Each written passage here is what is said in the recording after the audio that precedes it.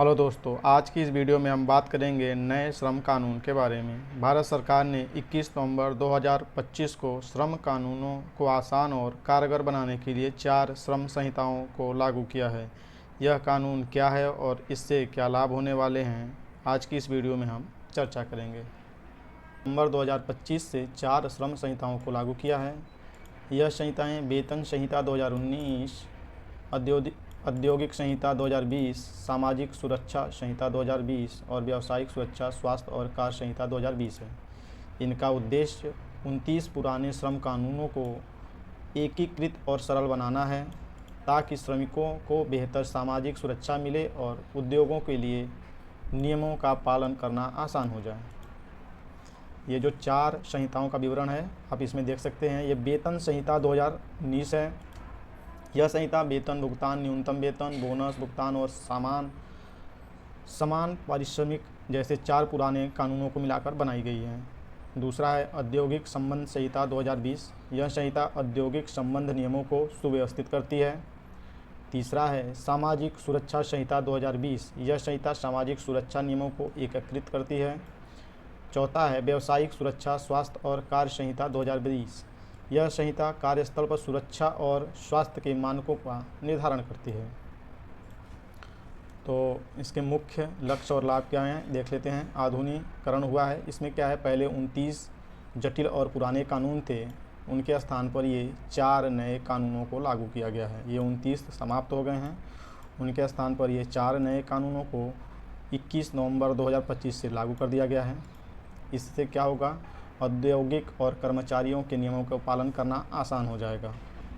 इससे लगभग 40 करोड़ श्रमिकों को सुरक्षा और नए अधिकार मिलेंगे, जैसे कि फिक्स टर्म, कर्मचारियों को समान अधिकार और ग्रेजुटी। अब हम प्रेस रिलीज देख लेते हैं। यह है प्रेस रिलीज। तो यहाँ पे डिटेल्स में दिया है कि श्रम कानून लागू होने से पहले और बाद में श्रम इकोसिस्टम की तुलना इस तरह से है। मतलब कि जब ये श्रम कानून लागू हो रहे हैं और जब ये श्रम कानून लागू नहीं थे, इनमें क्या डिफरेंट है। तो इधर कुछ पॉइंट्स हैं जो तुलना किया गया है, और ये पुराने पूर्व में जो लागू थे और ये जो आज 21 नवंबर 2025 के बाद जो लागू हैं, उन दोनों में क्या अंतर है ये देख लेते हैं। रोजगार का औपचारीकरण, रोजगार का औपचारिकीकरण। इसके अनुसार पहले इसका कोई अनिवार्य नियुक्ति पत्र नहीं था। अब क्या है, सभी कामगारों को नियुक्ति पत्र देना अनिवार्य। मतलब कि आप देखते थे जब से छोटी कंपनियां हों या कुछ ऐसे शॉप हो या कोई किसी का घर में चल रहा कोई सा इंडिविजुअल बिजनेस हो जिसमें 5-10 लोग काम करते हैं, तो उनमें क्या है कि नियुक्ति पत्र नहीं मिलता था। लेकिन इस कानून के लागू होने के बाद अब नियुक्ति पत्र देना अनिवार्य हो गया है। ये क्या है, एक सबूत के तौर पे काम करेगी, जिससे पारदर्शिता आएगा कि हाँ, मैं इनके यहाँ काम करता था, ये मुझे जॉब का ऑफ़र लेटर मिला था, ये सबूत है। इससे रोज़गार गारंटी और पक्का रोज़गार होगा। क्यों, अगर आपको कोई लेटर ही नहीं मिलेगा तो अगले दिन बोल देगा कि कल से आप काम पे नहीं आना। अगर लेटर रहेगा तो आप जाके कंप्लेन कर सकते हैं कि ये देखिए मुझे जॉब पे रखा गया था, बिना नोटिस पीरियड के मुझे बाहर किया जा रहा है। तो इससे ये लाभ होगा। दूसरा है सामाजिक सुरक्षा कवरेज। पहले सीमित सामाजिक सुरक्षा कवरेज था। आज लागू होने के बाद सामाजिक सुरक्षा संहिता 2020 के तहत गिग और प्लेटफॉर्म श्रमिकों सहित सभी कामगारों को सामाजिक सुरक्षा कवरेज है। सभी कामगारों को पीएफ, ईएसआईसी, बीमा और दूसरे सामाजिक सुरक्षा लाभ हैं। तो ये इसका मतलब क्या है, गिग और प्लेटफॉर्म श्रमिक देख लेते हैं। गिग और प्लेटफॉर्म श्रमिक ऐसे लोग हैं जो पारंपरिक नियोक्ता कर्मचारी संबंधों से बाहर कार्य करते हैं।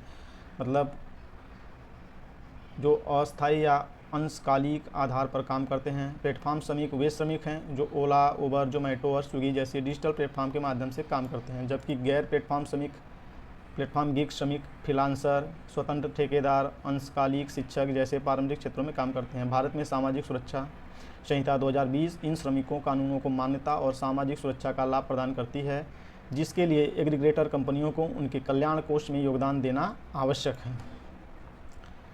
तो अभी तक गिग श्रमिकों को बाहर रखा जाता था, सीमित था, लेकिन अब इस कानून के लागू होने के बाद इन सब पे भी ये सब चीज़ लागू होगी। सभी को पीएफ देना होगा, सभी को एसआई कार्ड देनी पड़ेगी, बीमा करना होगा और दूसरी सामाजिक सुरक्षा देनी पड़ेगी।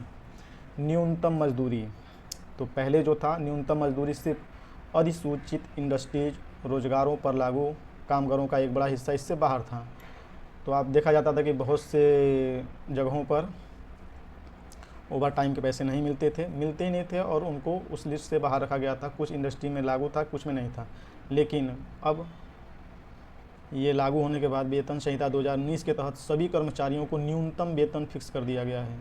भुगतान पाने का कानूनी अधिकार है। न्यूनतम मजदूरी और समय से वेतन, वित्तीय सुरक्षा बेहतर होगी। अगला है निवारक स्वास्थ्य सेवा। नियोक्ताओं के लिए कर्मचारियों को मुफ्त सालाना स्वास्थ्य जांच कराने की कोई अनिवार्यता नहीं थी।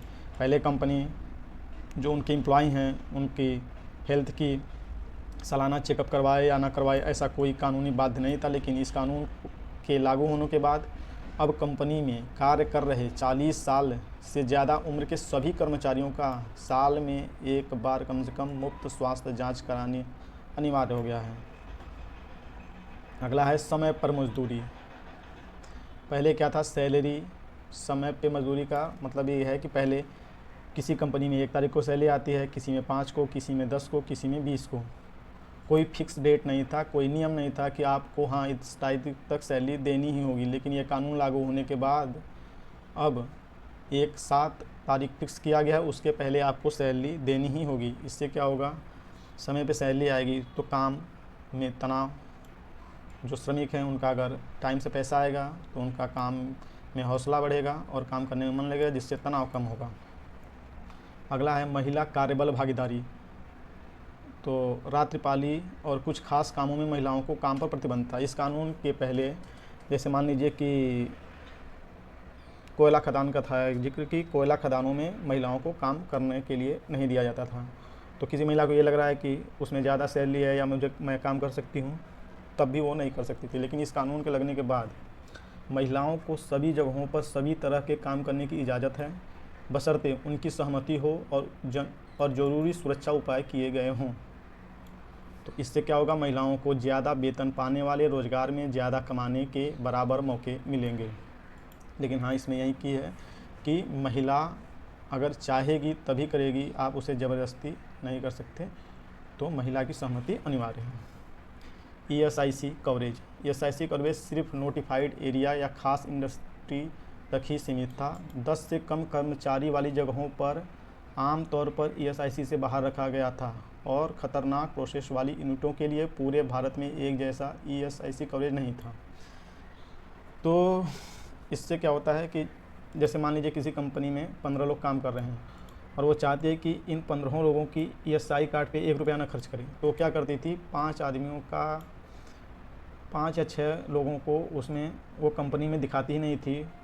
मतलब वही हो गया कि इस वाला लाभ नहीं मिलता था, उनका ये नियुक्ति पत्र नहीं मिलता था, तो वो कंपनी में एज ए परमानेंट जॉब नहीं कर रहे हैं। तो उनके साथ साथ जो बाकी 10-9 लोग हैं उनको भी, क्योंकि अगर 15 लोग हैं उसमें से 6 को नहीं मिला है और 9 लोग बचे, तो उन लोग वो कंपनी 10 लोगों से छोटी हो गई। 10 लोगों से छोटी हो गई तो उनका भी ESI कार्ड नहीं बनता था, इससे उनका हक मारा जाता था। अभी क्या है कि ESI कवरेज इसके लाभ पूरे देश में बढ़ाए गए हैं। 10 से कम कर्मचारी वाली जगहों पर भी स्वैच्छिक है और ख़तरनाक काम में लगे एक भी कर्मचारी वाली जगहों के लिए अनिवार्य है।